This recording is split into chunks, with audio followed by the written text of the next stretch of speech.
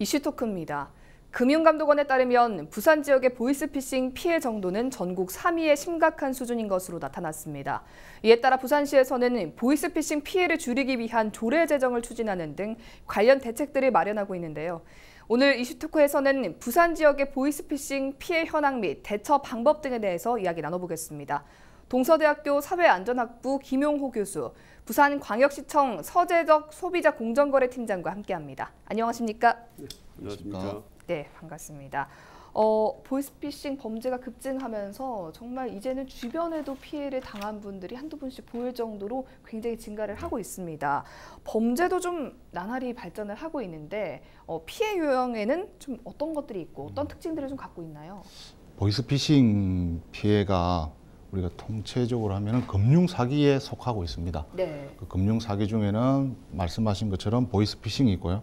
그리고 문자 메시지로 이렇게 하는 스미싱이 방법이 있고, 네. 그리고 인터넷에 악성 코드를 심어서 하는 파밍이라는 방법이 있습니다. 네. 근데 이제 보이스피싱 같은 경우는 이제 전화로 이렇게 이루어지는 범죄이기 때문에 피해자를 속일 수 있는 방법이 여러 가지가 있습니다. 대표적으로 제일 많은 유형에 속하는 게 이제 대출형 사기. 예. 두 번째는 기관 검찰이라든지 아니면 경찰을 사칭해서 기관형 사칭이 있고요. 네. 그리고 세 번째는 이제 협박하는 거예요. 납치를 했으니까 돈을 달라. 아니면 이제 나머지 극소 퍼센테이지에 속하는 것들이 이제 교통사고가 났으니 합의금을 달라 이런 네. 식으로. 예. 그런 네 종류의 유형이 있고요. 네. 어차피 지금 과학기술이 계속 발달하고, 그리고 우리 주변에서 스마트 기기가 이렇게 계속 보급이 되고 우리가 일상생활에서 늘 쓰게 되면 네. 이 스마트 기기의 어떤 이로운 점이 범죄에도 함께 이롭게 된다는 그런 또 폐단이 또 생기게 됩니다. 예. 예, 그래서 지금 계속 이런 보이스피싱의 방법이라든지 기법들, 수법들이 날로 지금 발전하고 있는 겁니다. 금융위원회에 따르면 지난해 보이스피싱 피해액이 총 4천여 원에 이른다고 합니다. 네. 부산 지역은 피해 현황이 어느 정도입니까? 부산 지역은 피해 규모로 보면은 한 310억 원 정도. 네. 그 건수로 보면은 한 5천 건이 좀 넘습니다. 그래서 한 건당 네. 한 600만 원 정도의 피해 규모가 이렇게 추산이 되는데, 예. 사실 그 부산시가 피해 규모로 보면 전국 3위로 이렇게 이제 통계가 되고 있습니다. 네. 사실상 뭐 굉장히 그 명예롭지 못한 그런 수치입니다만은 보이스피싱의 그 어떤 범죄 수법상 불특정 다수인을 상대로 이렇게 하다 보니까 네. 아무래도 그 인구 수에 비례합니다. 작년에 우리 부산시 인구가 전국 3위였습니다. 예. 그래서 저희들이 이제 3위의 불명예스러운 수치를 가지고 있는데, 어쨌든 뭐 현황은 그렇습니다. 네. 다만 그 피해 유형을 볼 것 같으면은 경찰청 그 발표 자료를 보면은 전국 한 88% 정도가 네. 뭐 캐피탈이다, 뭐 은행이다, 예. 뭐 이런 저 금융기관으로부터 당하는 그런 피해로 이렇게 집계가 되고 있습니다. 예. 예. 아무래도 아까 말씀해 주신 범죄 유형 중에서 대출과 관련된 그런 범죄들이 좀 많다라고 볼 수 있을 것 같은데, 좀 피해 사례들을 듣다 보면 어떤 것들은 이런 거는 나도 당하겠다 이런 것도 있겠지만, 어떤 것들은 들어보면 어떻게 저런 피해에 당했을까 하는 그런 사례들도 사실은 있습니다. 이제는 사실 신종 범죄가 아님에도 불구하고 계속해서 많은 사람들이 이렇게 속고 있는 특별한 이유가 있을까요?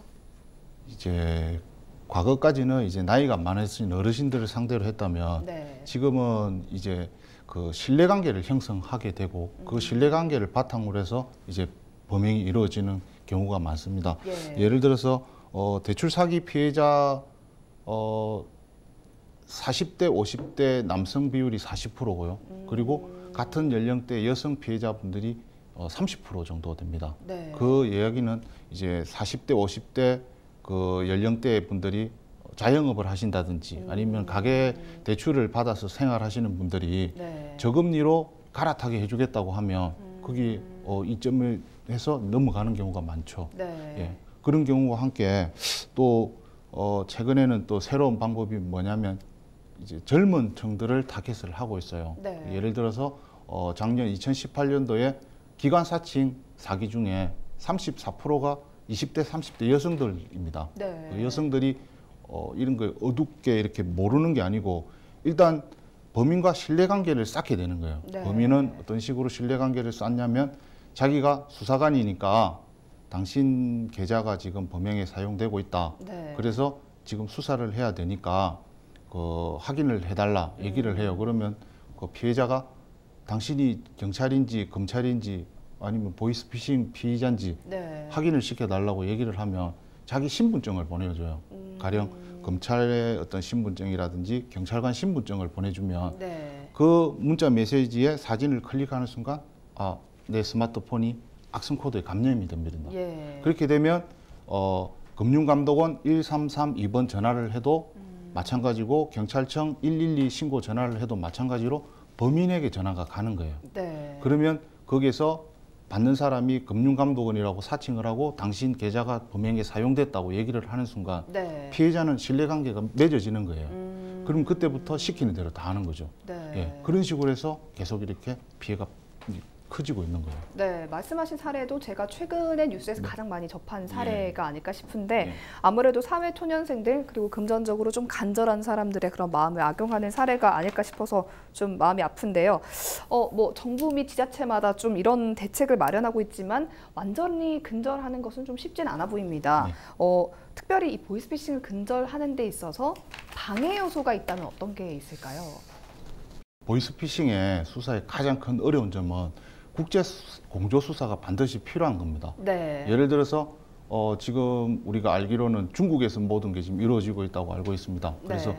중국의 공조 수사에 협조가 없다면 일망타진하기가 어렵습니다. 왜냐하면 국내에서 송금책들은 붙잡혀봐야 꼬리에 불과해요. 잘려버리면 더 조직을 와해시키기 어렵기 때문에 네. 국제 공조 수사가 반드시 필요한 부분이 가장 어려운 점입니다. 네. 그리고 보이스피싱 단체들이 그 조직들은 항상 점조직으로 운영이 되기 때문에 예. 근절하기가 상당히 어렵습니다. 네, 그럼 중국 쪽에서는 뭐 공조 수사에 대한 어떤 의도가 별로 가깝진 않나요? 어떻습니까? 자국민들하고 관계가 없으면 수사에 그렇게 도움을 주지를 않습니다. 네, 그거는 국내 이제 중국 입장에서는 한국인들의 피해가 그게 크게 중요하진 않는 모양이에요. 그렇죠. 예, 맞습니다. 잘 알겠습니다. 부산시에서는 이색적으로 이제 이 보이스피싱 피해 예방을 위해서 관련 조례를 제정하기 위해서 이제 준비를 하고 있습니다. 부산시 차원에서는 어떤 대책들 좀 마련하고 있습니까? 네, 일단 뭐 이색적이라고 해서 하셨는데 네. 이색적이는 않고 네. 당연히 해야 할 일들이고 그래 어쨌든 저희 시로서는 이 보이스피싱의 피해 예방을 위해서 우리 시가 해야 할 그런 책임과 의무에 관한 사항을 또 명시를 하고 네. 나아가서 또 이제 주로 금융기관을 상대로 하기 때문에 네. 금융기관의 또 책무라든지 또 이제 나아가서 이제 시민들의 또 권리 의식과 의무 의식도 같이 심어줘야 되기 때문에 네. 시민의 권리 의무도 담고 또 이제 대다수 이제 예방하는 그 주된 활동들이 이제 교육과 홍보를 통해서 이루어지기 때문에 네. 전문 강사를 육성하는 그런 사업부터 시작해서 체계적인 교육 홍보를 할 수 있는 그런 사항들. 네. 또 아까 교수님도 말씀하셨는데 네. 이게 이제 뭐 국가 간 공조 수사도 필수겠지만 사실 우리 또 국내 유관 기관 간의 또 이제 협조 체계도 아주 긴밀히 필요합니다. 네. 예, 그래서 유관 기관 간의 협조에 관한 사항들, 이 부분은 지난 14일 날 네. 저희 부산시와 부산지방경찰청 그리고 금융감독원 또 뭐 한국소비자보호원하고 네. 또 부산 소비자 단체, 시민단체들과 부산의 주요 은행 전체적으로 모아가지고 업무 협약식도 체결을 했습니다. 예. 끝으로 저희들이 그 조례에는 또 시민들의 또 협조, 또 특히나 그 유관기관에 근무하시는 그런 분들의 또 뭐 문제의식이라고 할까요? 예, 예. 그런 그렇게 관심을 가지고 이렇게 신고를 해주고 예방을 하기 위해서 노력해 주시는 그런 시민과 단체들을 포상할 수 있는 그런 규정도 담으려고 지금 하고 있습니다. 준비하고 있습니다.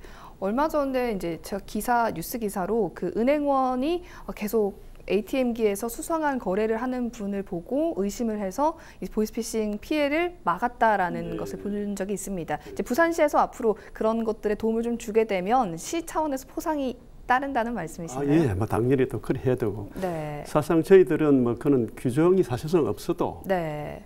시의 시책 사업의 일환으로서 소비자의 권익을 정진하면서 또 이제 공정 거래 질서를 위해서 저희 팀에서 네. 저희 시에서 또 이제 그런 준비를 하고 있는데 그 일상적인 업무에서 그런 부분은 다 이렇게 녹아 들어가지고 하고 있는 부분이지만 예. 특별히 이렇게 이제 조례를 제정하는 것은 우리 특정 기관의 어떤 뭐 경찰 뭐시 각계 이렇게 움직이기는 크게 이제 효과가 없다. 이제 정말로 같이 네. 공조를 해야 그 시너지 효과가 있기 때문에 그런 어떤 제도적 장치를 마련하는 그런 어떤 선언적 규정으로 이렇게 보시면 되고요. 네. 뭐 어쨌든 지금 이 날로 이렇게 진화하고 있기 때문에 예. 저희들로서는 아주 기본에 충실하자. 최소한 우리 시민들을 잘 교육시키고 네. 특히나 또 사실 뭐 보이스피싱이 뭐 옛날처럼 뭐 이렇게 뭐 노인이라든지 뭐 정보 취약자만 오는 게 아니니까 예. 예, 뭐라 하더라도 이제 잘 이렇게 교육과 홍보를 통해서 예방하는 데 중점을 둬야 되겠다 싶고요. 네. 그걸 하기 위해서 이제 체계적으로 할 수 있는 각 기관의 책무를 따로 규정함을 해가지고 네. 그런 시민의 어떤 역량을 사회적 합의 형태로 묶어내는 것이 이번에 저희 조례 제정의 막 기본적인 방향과 취지라고 이렇게 보시면 되겠습니다. 네, 말씀하신 것 중에 이제 보이스피싱 피해 예방의 일환으로 관련 기관들과 네. 피해 예방 교육을 지속해서 한다는 내용의 이제 업무 협약을 체결을 네, 했습니다. 네. 어떤 기대 효과가 좀 있을까요? 그렇죠. 아까도 말씀드렸습니다만은 결국은 이제 수사도 공정 수사가 돼야 되겠지만 네. 교육과 홍보 이런 부분도 서로 연계해서 네. 말 그대로 이제 연대와 서로가 다 협조 협력 과정에서 이제 전체적인 이제 짜임새 있는 예. 보다 더 촘촘한 그런 이제 예방 홍보 교육이 되고 그 안에 우리 시민들을 보호하는 그런 틀에서 큰 틀을 이렇게 좀 체계적인 틀을 마련한다. 네. 이런 측면에서 큰 시너지 효과가 있을 거로 기대를 하고 있습니다. 예, 잘 알겠습니다. 보이스피싱 예방을 위해서 정부 차원에서 굉장히 적극적으로 대처하고 있지만 이게 사이버 범죄다 보니까 또 근절하는 게 쉽지만은 않은데요. 이제 부산시 차원의 예방 대책들을 이제 설명을 해주셨는데 교수님께서는 어떻게 보십니까? 처음 조례안을 보고 깜짝 놀랐습니다. 과거까지는 범죄 예방이든 범죄 수사가 네. 경찰의 고유의 업무라고 생각을 했었어요. 근데 이제 시에서 이렇게 적극적으로 네. 예방을 위해서 홍보를 위해서 조례를 만드시는 것 자체가 경찰과 시 간의 이제 협업이 진행이 된다고 봐요. 네. 그리고 먼저도 말씀드린 것처럼 이제 범죄는 국제화로 지금 계속 진행이 되고 있습니다. 네. 과거 범죄가 광역화가 된다고 해서 광역수사대라고 이제 수사팀을 따로 만들었지 않습니까? 예. 이제는 이제 국제화가 되기 때문에 국제 공조가 없으면 수사하기가 상당히 어려운 실정입니다, 사실. 예. 보이스피싱 같은 경우 수사하기가 어렵다는 거는 지금 국민 대다수가 다 알고 계세요. 네. 그럼 가장 좋은 방법은 뭐냐면 예방입니다. 피해를 안 당하면 보이스피싱 자체가 발생하지가 않습니다. 예. 그런 거를 지금 시에서 조례로 이렇게 홍보라든지 예방을 위한 이런 걸 내세운다면 이제 경찰과 같이 협업이 일어날 거고 멀리 내다보면 이제 지방 경찰이 이제 자치 경찰이 시행되면은 이제 이런 하나의 예가 아무래도 조금 더 커지게 되는 어떤 그런 시너지 효과도 나지 않을까 네. 저는 그렇게 생각을 하고 있습니다. 사실 최근에 보이스피싱이 더 악랄해졌다고 느끼는 게 네. 이제 현금을 갈취하는 1차 피해뿐 아니라 2차 피해가 발생할 수 있다는 점인데 2차 피해라고 하면 어떤 것들인가요? 대표적으로 돈을 누구에게도 맡기지 말고 찾아라. 네. 그리고 집에 냉장고에 넣어둬라. 아니면 장독에 올려놔라. 이런 식으로 이제 유인을 합니다. 네. 그렇게 하면 이제 피해자가 그런 현금을 찾아가지고 자기 집 냉장고라든지 장독에 넣어둬요. 네. 그러면 그 보이스피싱 피해자들은 집으로 직접 찾아와서 그걸 절도로 가져갑니다. 절취형이라고 부르죠. 예. 그런 식으로 했는데 만약 피해자가 있거나 아니면은 뭐 반항을 한다든가 했을 때는 또 2차의 어떤 피해가 발생할 수 있는 거죠. 예, 진압을 하는 과정에서 폭력이나 다른 맞습니다. 이제 범죄들이 발생할 수 있다. 예를 들어서 있었던 사례 중에 하나가 이제 네. 여성 혼자 계시는 데 가서 이제 돈을 찾다가 성폭행도 일어났던 경우도 있었고, 제가 예전에 수사했던 사례 중에 하나는 보이스피싱 피해자에게 네. 같이 이렇게 이제 항변을 한 거예요. 예를 들어서 이제 뭐 욕설을 하면서 보이스피싱에 대해 가지고 이제 타이르듯이 얘기를 했는데, 네. 뭐 좀 웃을 수도 있겠지만 갑자기 그 집으로 피자하고 중국집에서 중국 음식이 엄청나게 많은 양이 배달이 됐어요. 예. 그거는 뭐냐면 보이스피싱 피의자들은 대다수가 개인정보를 가지고 범행을 하거든요. 네. 그래서 주소라든지 아니면 이름이라든지 연락처를 다 알고 있어요. 그렇기 때문에 또 2차 피해를 말씀하신 것처럼 네. 그런 뭐 웃지 못할 경우도 많이 있었고, 네. 또 위험한 경우도 많이 있습니다. 내가 너의 예. 신상에 대해 다 알고 있다라는 맞습니다. 것에 대한 경고를 하는 셈이군요. 예. 예, 잘 알겠습니다. 뭐 언론을 통해서 이런 피해 사례를 접하면서도 뭐 내 일이 아니니까 뭐 신경 안 써야지 이런 분들도 있겠지만 더 이상 뭐 남의 일이 아니고 이제 예방에 정말 집중을 하셔야 되는 그런 상황입니다. 대처법에 대해서 좀 알고 있으면 좋을 것 같은데요. 피해를 당하지 않기 위한 방법에는 어떤 것들이 있을까요? 대처. 제가 봤을 때는 가장 쉬우면서도 간명한 대처법이 있다고 저는 봅니다. 예. 그거는 뭐냐면은 일단 끊는 겁니다. 일단 끊어야 됩니다. 전화를 끊나요? 네, 전화를 예. 끊습니다. 왜냐하면은 우리 대한민국의 어떤 정부기관, 공공기관이나 뭐 어떤 금융기관 할 거 없이 뭐 이렇게 송금을 요구한다든지 개인 정보를 요구한다든지 네. 뭐 이런 얘기하는 기관은 없습니다. 대체로 이제 검찰이나 경찰을 사칭하는 그런 범죄들이 예. 우리 시민들이 이제 공공기관에 잘 믿는 그런 것을 이제 시민들이 악용해서 그런 문제가 생기는데, 네. 우리 시민들께서는 정말 아까 말씀드렸다시피 네. 어떤 대한민국의 어떤 금융기관, 공공기관 할 것 없이 그걸 요구하는 기관이 없습니다. 그렇기 때문에 그런 전화가 오면은 네. 막 그냥 과감하게 다 끊으시고, 네. 그리고 이제 뭐 또 전화가 오면은 어쨌든 뭐 끊는 게 최후 상수인 것 같고, 그다음에 사실 또 이제 이래 또 뭐 이렇게 카카오톡을 통해서 지인을 사칭하는 그런 경우가 있지 않겠습니까? 예, 예. 뭐 이를테면은 뭐 송금을 해야 되는데 계좌 이체가 안 된다. 네, 네. 그 얘기는 아까 말씀드렸다시피 이제 그 공공기관이 금융기관이 그 요구하는 그런 계획이겠지만은 그런 예. 거는 전화 끊으시면 되겠지만, 뭐 가족이 뭐 이렇게 납치가 됐다, 다쳤다, 뭐 아주 그 생각도 못한 그런 어떤 이야기들을 해가지고 네. 혼을 속 빼는 그런 경우가 있는데도 그때부터 일단은 전화를 다 끊으시고, 그러고 나서 주위의 가족들의 안부를 챙기는 그런 좀 여유가 좀 필요하지 않을까. 또 어떤 것들이 예방하면 좋을까요? 수사기관에서는 그 피의자로 특정을 하고 출석 요구를 시킬 때는 네. 전화상 출석 요구를 하지 않습니다.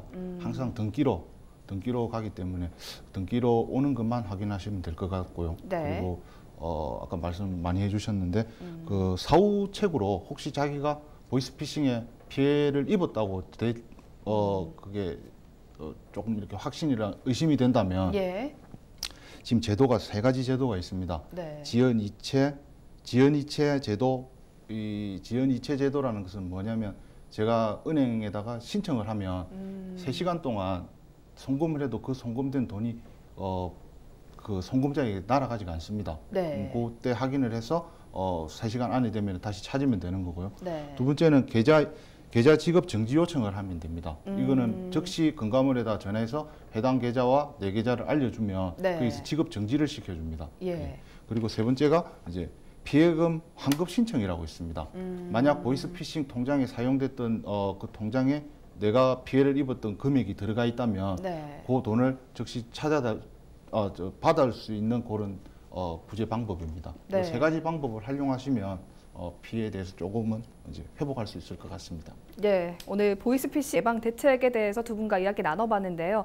TV 함께 보시고 계시는 시청자 여러분들께서도 남의 일이라고 생각하지 마시고 예방책 잘 기억해 두셨다가 피해 있는 일 없도록 하셨으면 좋겠습니다. 오늘 이슈토크 여기서 마치겠습니다. 두 분 함께 해주셔서 고맙습니다.